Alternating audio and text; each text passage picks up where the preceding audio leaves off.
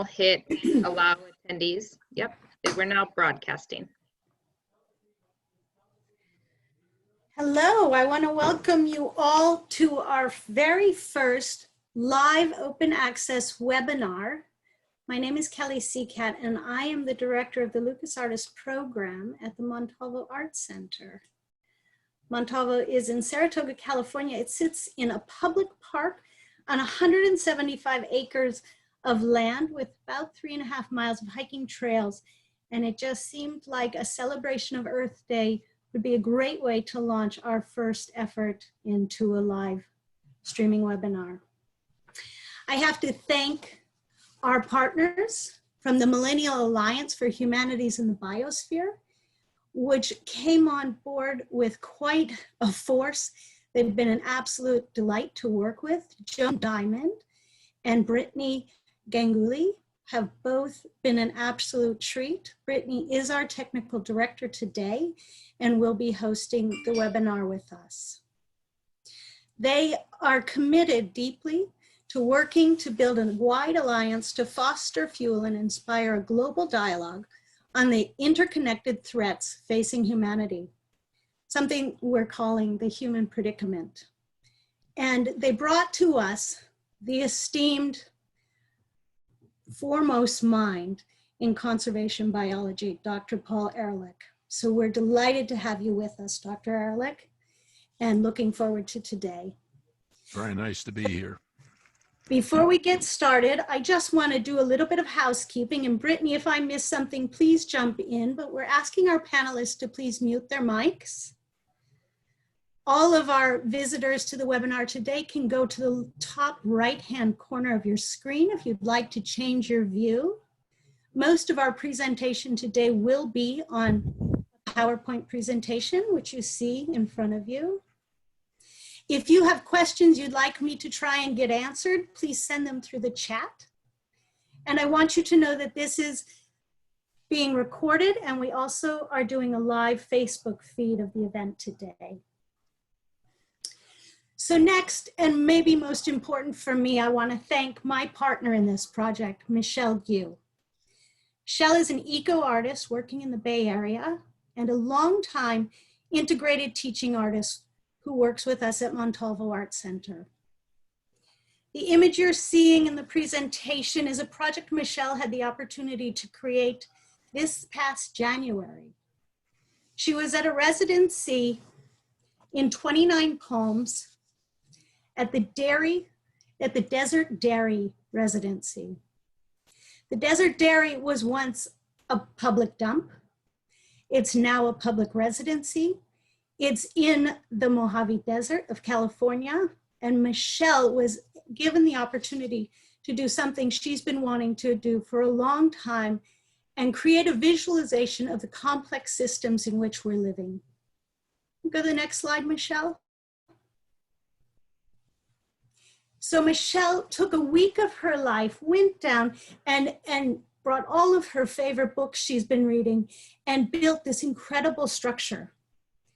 She was able to source and be site responsive because it was once a dump, finding all of these remains of humanity left behind in the desert. And the only thing she brought with her to the desert to create this work was a spool of twine, in which she was able to tie together an installation that with one pull of the thread would fall apart in front of you. This work is called Exponential. And Michele, I wish I had the opportunity to see it. So with that, I'm going to turn over to Michele to introduce our first artist for today. Thank you, Kelly, and thank you, John Diamond and Brittany Ganguly. I'm very pleased that this event could be put together. Interesting things can happen even in a time of disruption like the one we are going through now. And I'm very pleased and honored that we are going to hear Paul Ehrlich speak today. He spent his life talking about concerns for the future of humanity.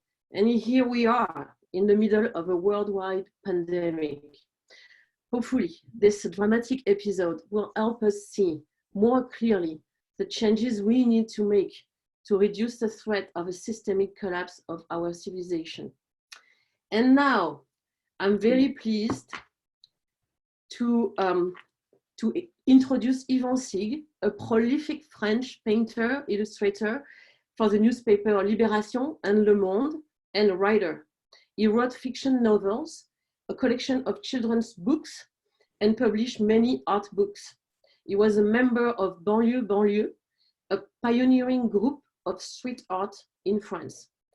10 years ago, he started creating digital painting performances for live music shows. He has an endless curiosity for deciphering the complexity of humanity and life. Please welcome Ivan Sigg. Hello, thank you, Kelly. Thank you, Michelle. It's nice to be with you here in Paris and there with you. And every night on my terrace, I create a light painting on the neighborhood building dedicated to health workers from the area, and for sailors and for workers and for agricultures. And every night it's different. Now it's the 23rd day. And 1 hour ago, I create this video you saw. You'll see trees are burning, the earth is burning, my lungs are burning. And this is what I say in this video, this creation. Thank you.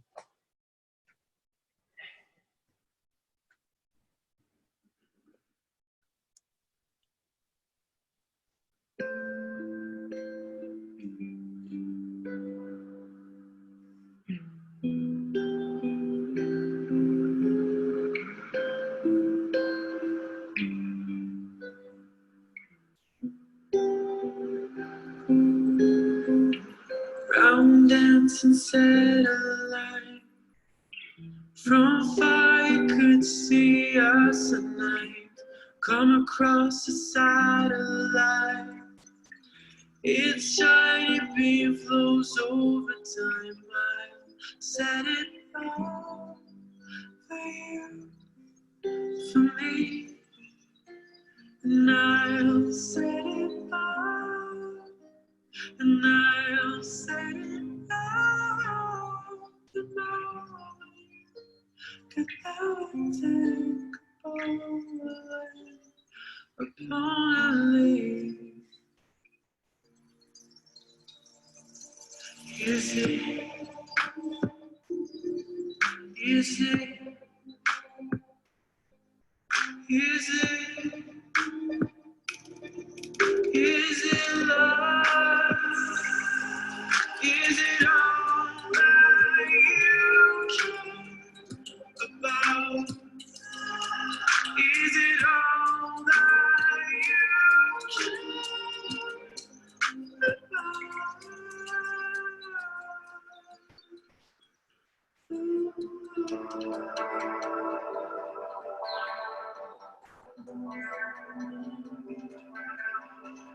Running for and I feel sick. Atomic energy around my head, out of your lips. Give me some time, for I'll set it up for you, for me. I'll set it up, and I'll set it up tonight. Never take a bullet upon a lake. Is it love? Is it love? Is it love? Is it love? Is it all that you care about? Is it all that you care about? It's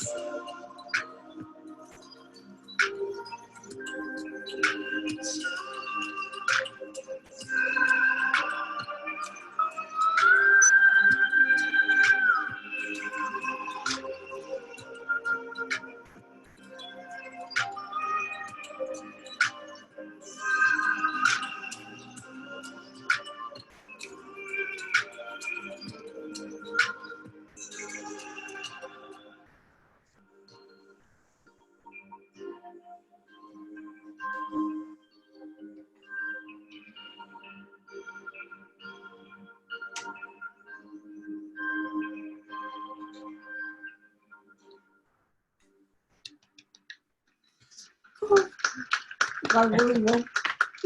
Beau. Wow, Yvonne, thank you so much for joining us. Thank It's you. Thank almost you the very middle much. of the night in Paris, and I would say the people of Paris are very lucky to have you there with them. And thank you to the Creel band for the music they offer us. Beautiful. It was Thank you. absolutely beautiful. And in this moment of COVID, we're finding, people overwhelmed and people completely inspired. And what we know is that art is what gives us hope in this time. We can't live alone on hope.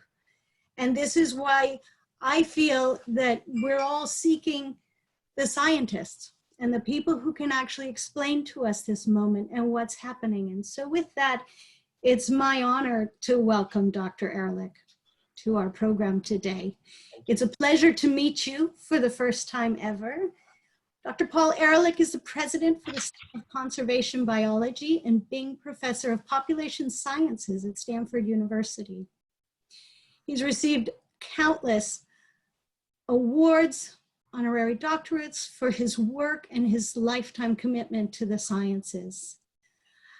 He's been a pioneer in alerting the public to the problems of overpopulation and in raising issues of population and the scarcity of resources and the environment. The central focus of his group's investigation are the ways in which the human disturbed landscape can be made more hospitable to biodiversity. Paul is the president and founder of the MAHB group, and we're thrilled to know you. He is also one of the foremost scientists on the checker spot butterfly. You see him here with one of his lifetime birds. It's a gorgeous photograph. I learned just now that Dr. Ehrlich was also one of the founders of Earth Day. So I'm just moved beyond words to have you here with us. So I'm going to turn it over to Dr. Ehrlich to speak to us now about the past and the future of Earth Day. It's a great pleasure to be here.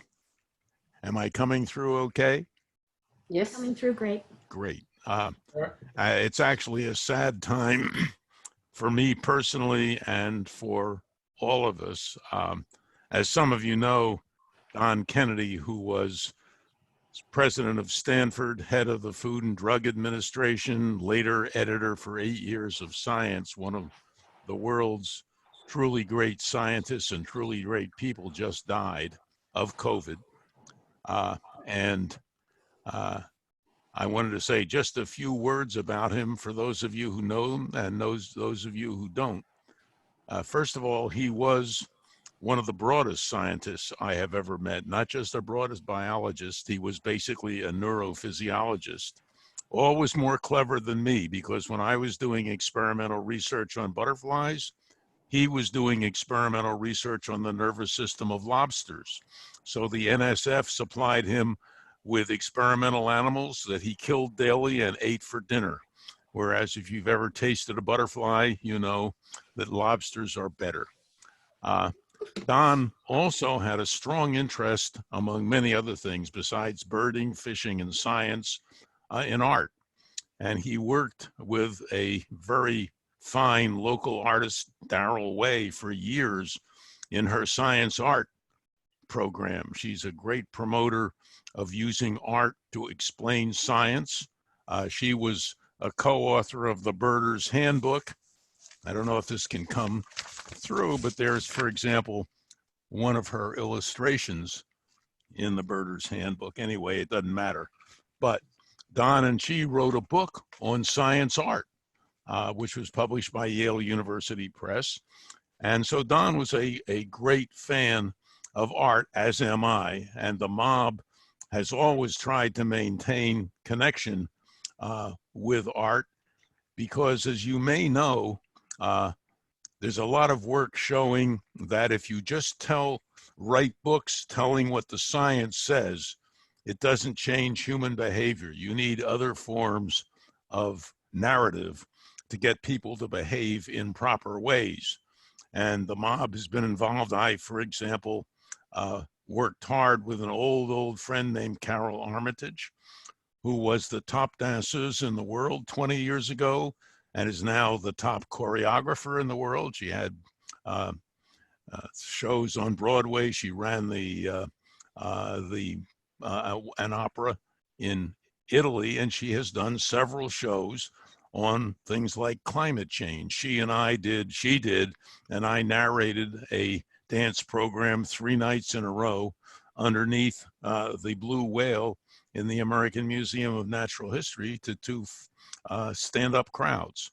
And again, I'm just a huge fan of getting artists and art involved. If you don't believe that art and artists can have an impact, those of you who are old enough to remember the Vietnam War, or my old friend Pete and Ann and I knew Pete and Toshi Seeger. If the name Pete Seeger doesn't mean anything to you, you should Google him and listen to some of his music. But there's no question that one of the things that happened during the Vietnam War was people changed their attitudes on war and the Vietnam War. So art's big to me. Art is big to the mob. Art was very big to Don. And so I'm delighted to be here. And those are going to be the last cheery things I'm going to say, because let's do a little thought experiment. Let's suppose we were having this celebration of Earth Day 4 years ago. I would have given you a fairly depressing picture. A lot of progress was made early on. In the Nixon administration, we got the Endangered Species Act, the National Environmental Policy Act, the Clean Air Act, and so on. Things moved in the right direction until we got the, until then, worst president we've ever seen, a guy you've probably never heard of called Ronald Reagan, an empty suit of an actor who was put forth by the elite who run the country. And from then on, the environmental things have gone downhill. What are the things we care about? The mob cares about the big issues in the human predicament? Well, one of them is climate disruption. You know, the science community has been warning about this for many decades. Nothing significant is being done. Stanford University is not doing anything significant about it. It still has not divested from the fossil fuel policies. Climate disruption is a huge direct threat to human beings. Anne and I spent 3 weeks in Sydney, Australia, which is our second home, last November, breathing essentially nothing but smoke for a period as Australia burned down. Another threat is called the epidemiological environment, which many of us have been warning about for more than half a century. People paid no attention at all. The Obama administration had John Holdren, a very fine scientist, as its science advisor. He warned about it. The Obama administration started to set up things to get us prepared, and the thugs now running the country destroyed the whole apparatus. So, and these things are tied together because, of course, our epidemiological environment, our connection to disease, is very much moderated by both the climate and, most importantly, the size of our population and the size of the population of our domestic animals. So there's a huge tie-in between the loss of biodiversity and the threat to humanity from pandemics. Anybody who thinks this is the last one, when we're doing everything possible to make the epidemiological environment more dangerous, is just crazy. Then there's another thing, the toxic chemicals that all of us are now being exposed to. If you could have your blood thoroughly examined, it would read sort of like the shelf list in an organic chemistry lab. Pollution of the world as a whole is much worse today than it was when we established Earth Day, but we've moved a lot of the pollution to places like India and China, where we've moved a lot of our production in, again, the search for profits for the 1,000th of 1% of one people in the world who are running it. And we're seeing the problems there with the so-called supply chain difficulties. There's soon going to be as much plastic in the oceans as there are fishes. And those plastic particles in the ocean are coated with persistent organic pollutants. The particles are small enough to cross the blood-brain barrier. That, of course, is something that Donald Trump is perfectly safe from. He's got the blood, but, you know, never mind. And we are ruining our agricultural system in spite of the fact that something like 2 billion human beings are micronutrient malnourished and therefore very immune compromised and very susceptible to having nasty viruses, of which there are many, leap from either wild animals directly to us or into the huge virus lethality producing things that are huge volumes of domestic animals, including chickens and cows and pigs, which manufacture more and more nasty viruses for us. There are many other aspects of the predicament, but I would have told you 4 years ago that we had been going downhill after a start going uphill from the first Earth Day.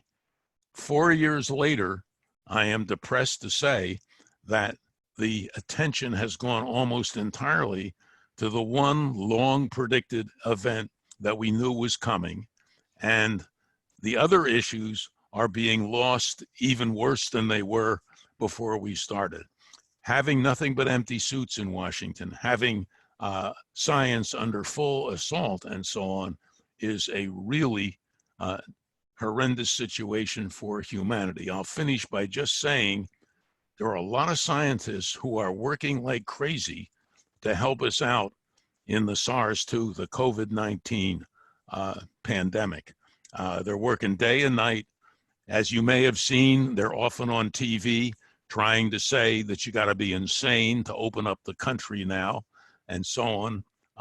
But basically, all of my colleagues, and I think what we all recommend to our colleagues is if you're not working directly as a scientist to help humanity in the present situation, the main thing that any scientist or any human being interested in the persistence of civilization should be doing is doing anything you can do to help find a way to make Joe Biden the next president of the United States. And on that non-political statement, I will stop haranguing you. You've been very patient. Thank you. Well, Dr. Ehrlich Very much. was clear. There was a reason Joan didn't want us to know exactly what you'd be talking about, but I'm pleased to have you here with us.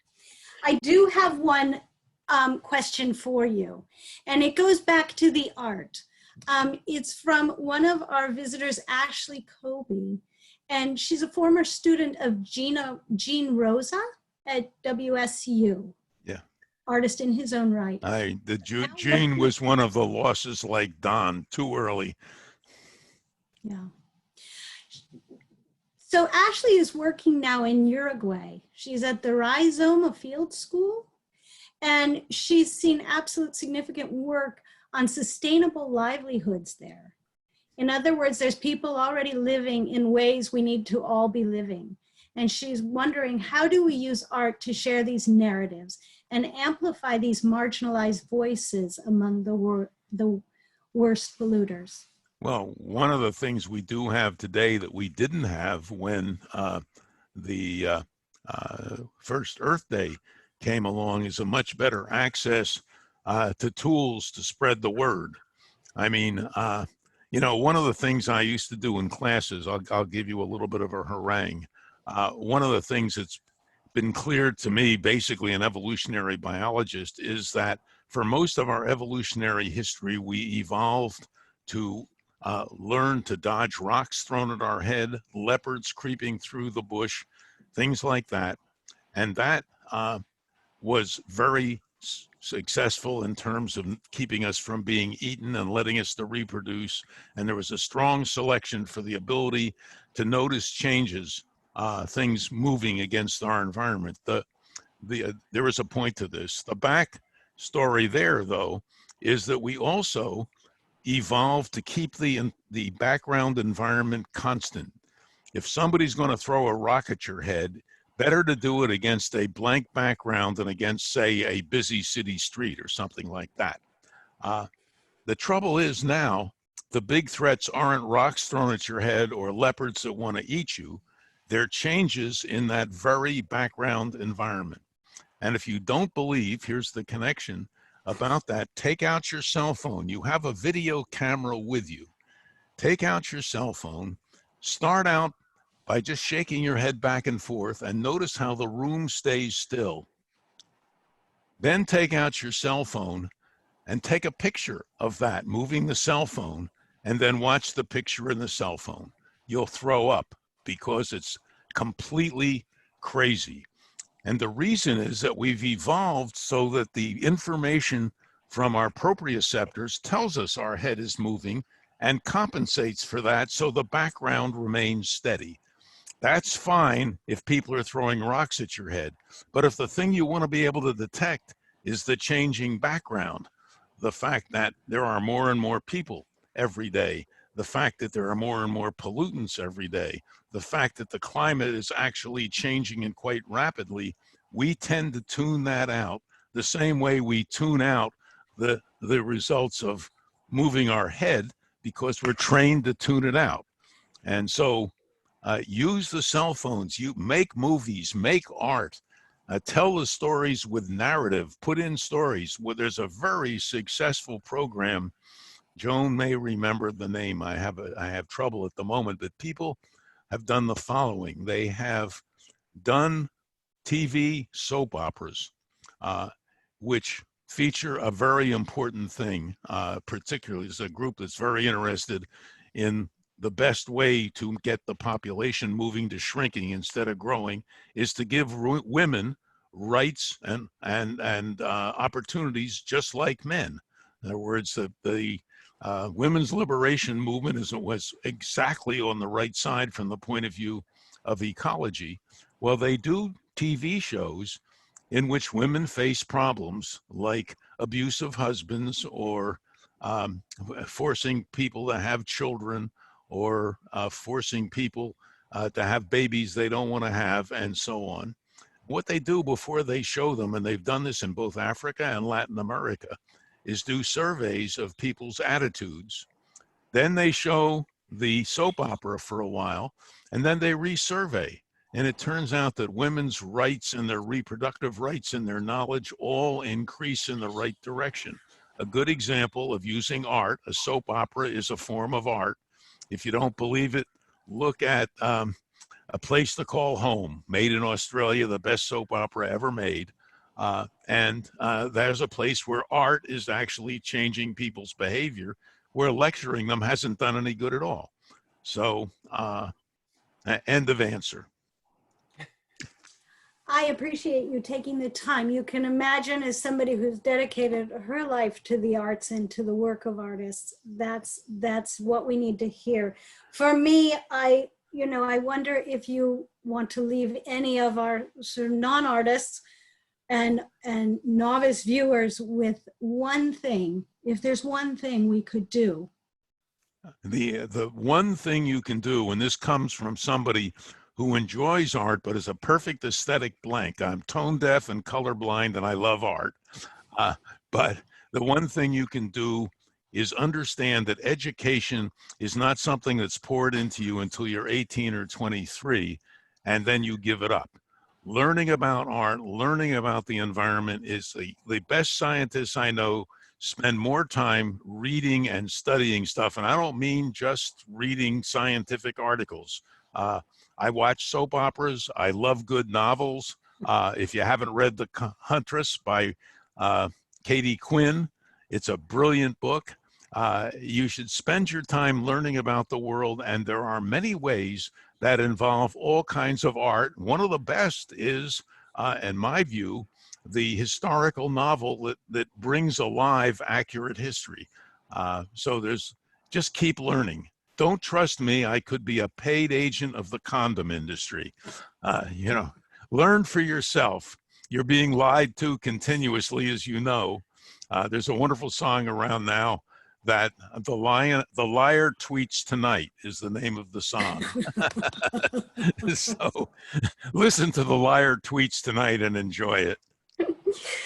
So I'm going to have to leave you there, Dr. Ehrlich, and we have additional questions, which I may try and get to you through Joan and Brittany. It's been a treat to meet you. I know all of my panelists feel the same way, and I appreciate you taking this time on this very busy day. I'm sorry, but with Don's death and Earth Day, I'm a little bit overwhelmed, but it's been a real pleasure meeting you guys, and you're doing exactly the right thing. And I'm going to recommend Montalvo to Daryl, see if you guys can get connected. Well, once this is lifted and we're able to go back there and care for our forest, I hope you'll come and join our artists for a dinner. Thank you very much. Take Thank care. you. It's been my Thank pleasure. you. Thank you. So now, Michelle, I want to turn it over to you to introduce our next artist. I know you are moved as can be with that presentation. Yes, so we are transitioning to these Lepidoptera's beautiful parts that I hope Paul will appreciate. So it's a great pleasure to introduce Shannon Amidon, a Portland-based artist who primarily uses the ancient medium of encaustic, molten beeswax, in her paintings and installations. Her artwork has been featured in many exhibitions worldwide, received several grants and awards. She participated in several artist residency programs. Shannon embraces biophilia, which is the tendency for humans to interact with other forms of life. Please welcome Shannon Amidon.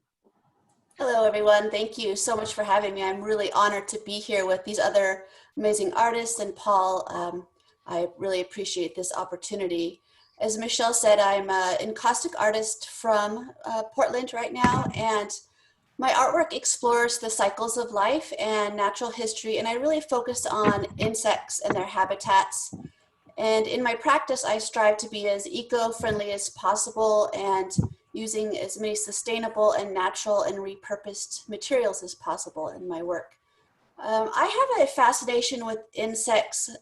It's been since an early age, and I want to do what I can to bring attention to the devastating loss of pollinators and other insects due to intensive farming, urbanization, pesticide use, habitat loss, and other aspects and triggers of climate change.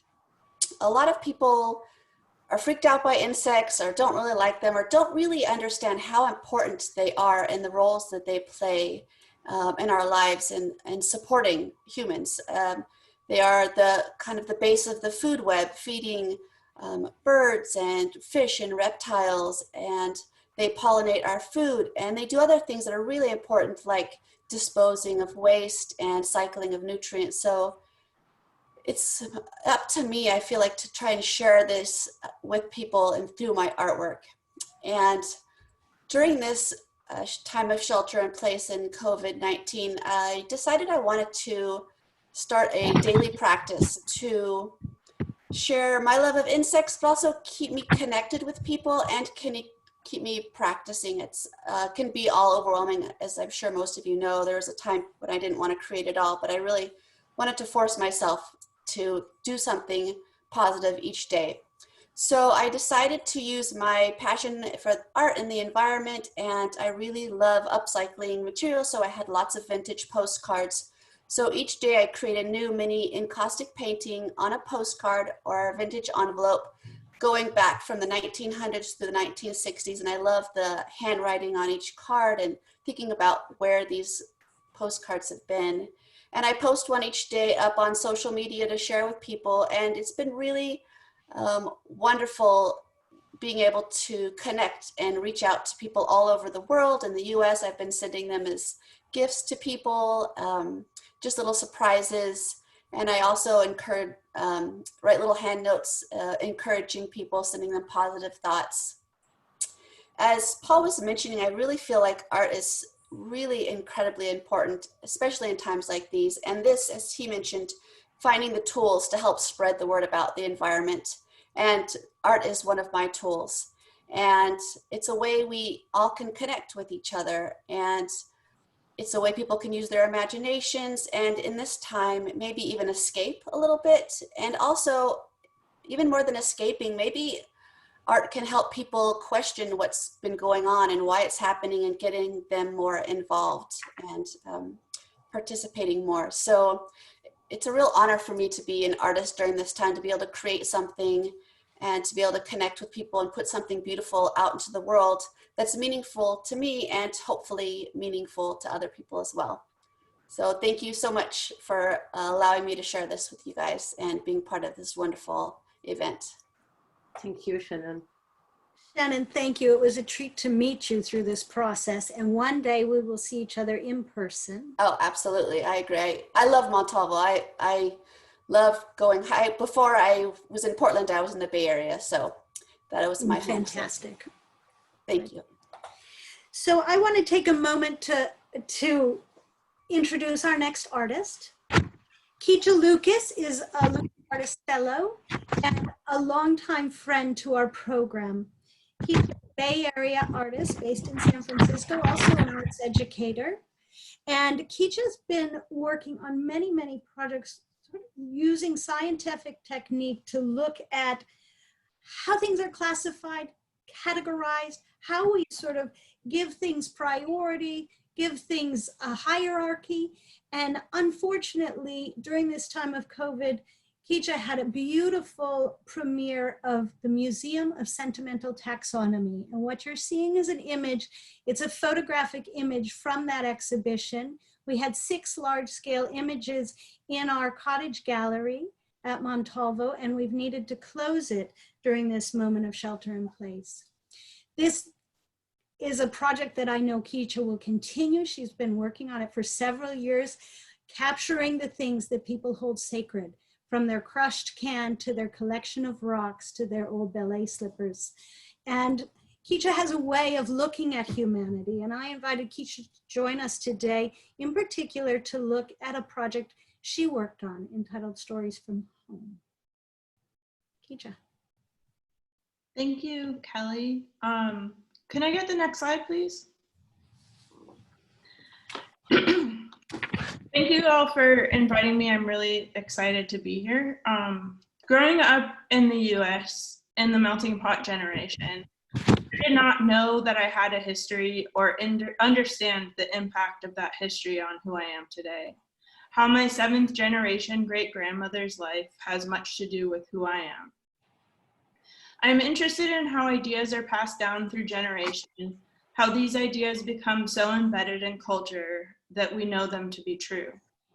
In Search of Home follows the emigration patterns of my family since each part entered the US and the invention of race. I've traveled through 13 states, walked on lands where my ancestors walked, where they sweat, where they bled. This work began with an interest in the Swedish botanist Carl Linnaeus, who created modern systems of taxonomy, the naming conventions we use for plants and animals. In the 7th edition of his book, Systems of Nature, Linnaeus named and defined races of man. His categories were incredibly hierarchical and racist. This work helped give a quote-unquote scientific voice to keeping slavery alive in the United States. Being from a mixed race family, the work of pseudoscientists from that era has affected the various branches of my family tree in vastly different ways. With this work, I am documenting cultivated plants, native and introduced species, and treating them the same. I'm questioning how we decide something is beautiful and useful. I'm also interested in how the language we use around botanicals is similar to the language we use around people. This clump of dirt is from a plantation where my ancestors were enslaved in Bristol, Virginia. The furthest back I was able to trace the Lucas branch of my family. It is the first image in the series where I stopped questioning the validity of the work. It is also the first image where I broke my own rules. At the end of a hot, sweaty, trying day, I was packing up my car and the sun shone through the clouds on this clump of dirt in a pile that was dug from beneath the home of one of the plantation owners. The sun shone on the dirt and I walked over it, picked it up, and exclaimed out loud, "This is my fucking dirt." The dirt contains my DNA, the unpaid labor of my ancestors. Can I have the next slide, please? The eucalyptus was introduced to California in the 1850s. This image was made in the Bay Area where I grew up and where there is an ongoing debate over its eradication. I'm interested in the metaphor of this contentious tree, how it is prevalent yet thought not to belong, and the ongoing conversation about going back in time or undoing a thing, when time is not turned backable and histories are not undoable. But they are there for us to learn from and understand and accept how ideas are passed down and how we have come to understand what we understand. And the parts that seem so embedded that they become a known truth can be revealed to be an idea that was passed down and shaped the lens through which we see the world today. Thank you. Kija, thank you for sharing. It seems, you know, there's many ways to look at and celebrate the earth we're living at. And for us at Montalvo, looking and celebrating humanity has been a huge part of our work, and celebrating all of us sharing this experience together. So Michele, I want to tell you something. We've done really well on time, you guys. I think Michele and I were so nervous. So I'm going to turn it over to you now, Michele. And I want you to talk a little bit about the project you're working on during this time of COVID. You're muted. What's next for Earth?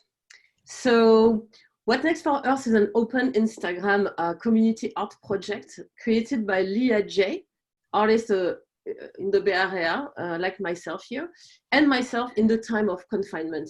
So I think a lot of artists found themselves not knowing exactly what to do.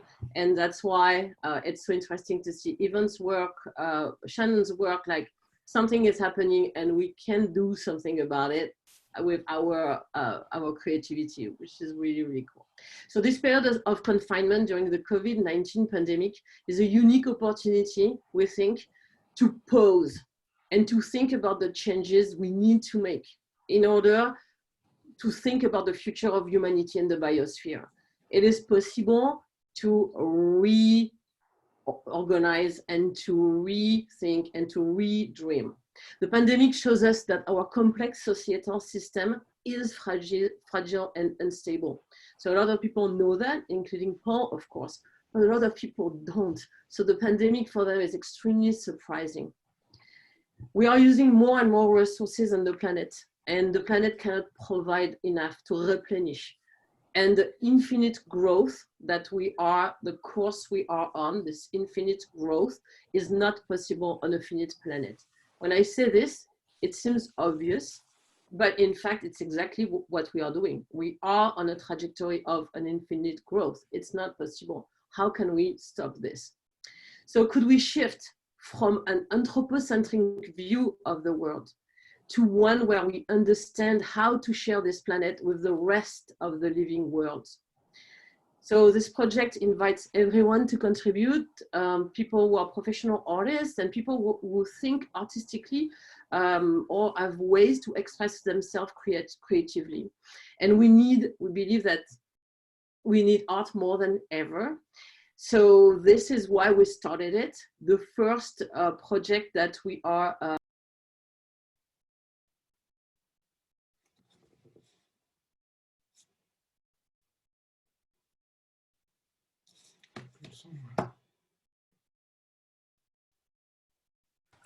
Michele, you've muted your mic somehow. When did it happen? Just maybe rewind a couple from the start of this slide. So What's Next for Earth is the umbrella project, and Earth Circles is the first project. So it's a first project on the occasion of Earth Day 2020 in the time of COVID-19. So we received contributions from all around the world. So this is very, very cool. And we are receiving them right now. And 4 days, we are going to keep this project going. And I think through this and the next ones, we are going to try to make sense of what is happening in the time of COVID with this pandemic, but beyond, we need meaning. I think a lot of people realize that in the course of this infinite growth based on economy only, we lost meaning in our lives. So, and we need new stories and new narratives. And art can help and helps to visualize the possible solutions. So we had many contributions, and I only picked two that I want to talk to you about. And this one is from Salev. And Salev is a Hong Kong-based artist. It's interesting because he was an executive for a long time in the meat industry. And he decided to quit. I guess he saw a lot, maybe too much. And he became an active member of the environmental art movement in Hong Kong, and at the same time, a vegetarian. His work focuses on environmental protection, animal welfare, human rights, discrimination, and trafficking. One of his paintings is also the finalist of the Hong Kong Human Rights Art Prize, and he's waiting right now for the results. One thing which is really cool with that type of project is that I didn't know him, but we started to talk and to connect, and now I know a little bit more about his life, and this is very, very cool. So I want to read to you what he says about this piece. He writes, "The pandemic is a watershed moment for curbing the global wildlife trade that is driving extinction and disease spread. Give a chance to a whole world of crawling and flying creatures." So for the people who, and he added, he sent me a little note, he said, some people are curious why there is a little rat in there. And it's because it's the year of the rat. So that's why you put a rat in the image.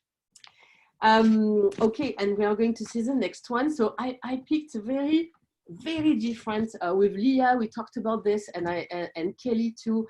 We talked about how we are going to pick two images that are very different. So Salev is a professional artist now, and Roxane Keon, who created this image, is a young graduate from McGill University in Montreal, and she studied commerce. But she's passionate about sustainability, and she's trying to know more and more about sustainability and to learn. And through what she read and what she learned, she became very interested in the donut economics model created by Kate Raworth. So the model is very interesting, and it represents a possible harmony between civilization's needs and Earth's capacity to replenish its resources. So it has three spaces in the donuts, right? There is the donut itself. So the donut itself represents the social foundation needs that we need to meet, right? So they are water, food, health, education, income, peace, justice, political voice, social equity, gender equality, housing networks. It's a lot of things, this donut.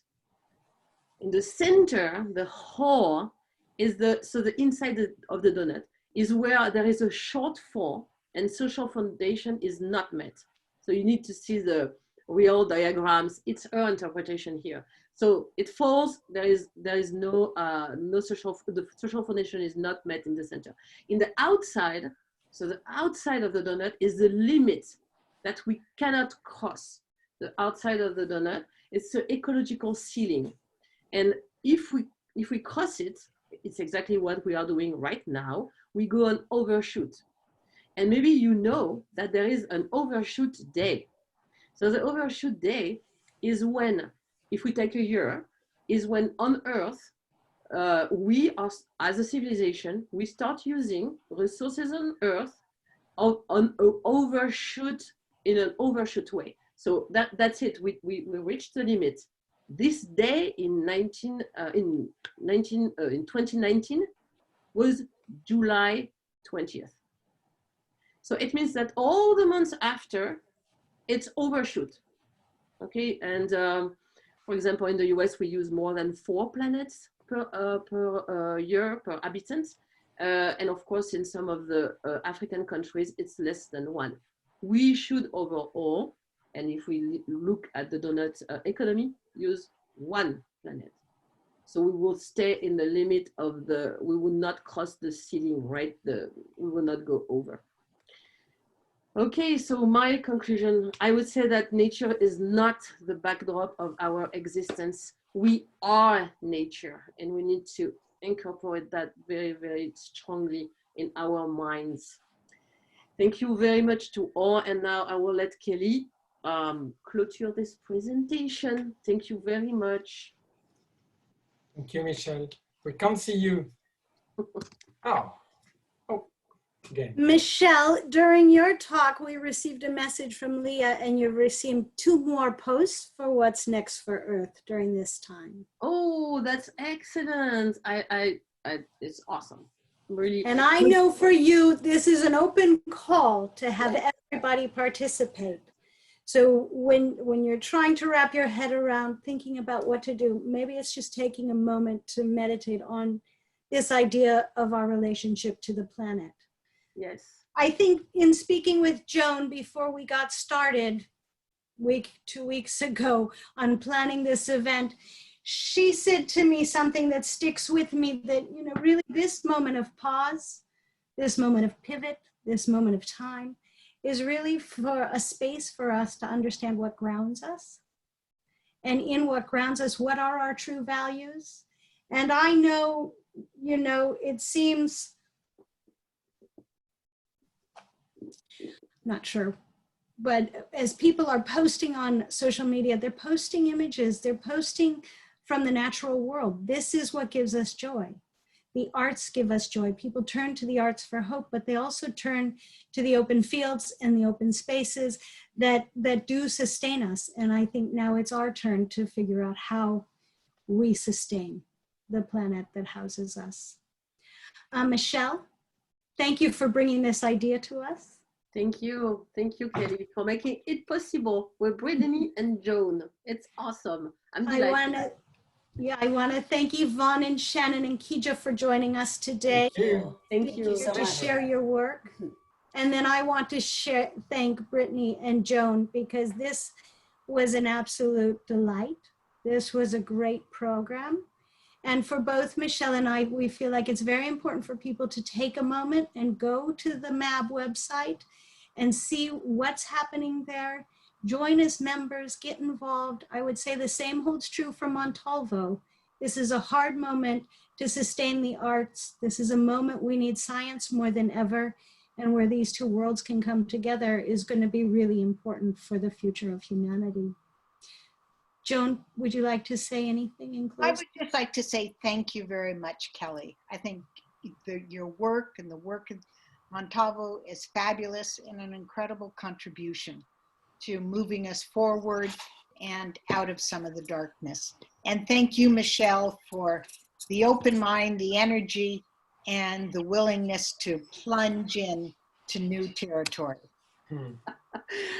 Yeah, thank you. But it was a great experience. I'm very happy, I think. And we can plan on other meetings like this if the confinement is staying like it is. We do not know that yet. So, but we don't know it, but we have to continue planning for it, I'm afraid. And I have to thank my friend and my colleague who's also driven the Facebook live stream for us from Montalvo, Nathan Zanon. Thank you for being here.